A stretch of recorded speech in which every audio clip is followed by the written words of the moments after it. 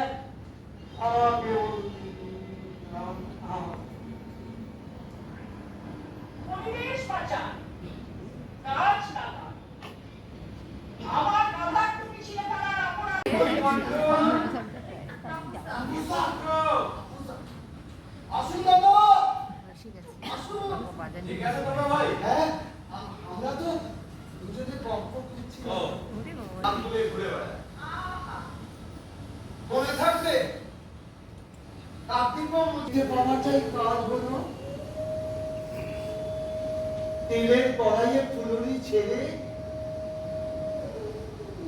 নদীর দিকে তাকিয়ে দেখি বকের মতন সাদা একটা জাহাজ ডায়মন্ড হারবারের দিকে যাচ্ছে। একটা লোক দেখতে পাচ্ছি।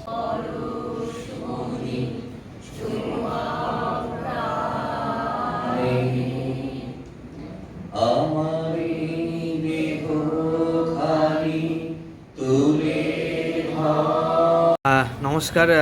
আজকে দমদম শিল্পাঙ্গনের চতুর্থ বার্ষিক পঞ্চম পর্যায়ের যে নাট্যোৎসব, মৈত্রী নাট্যোৎসব, এখানে আসতে পেরে আপনার কতটা ভালো লাগছে?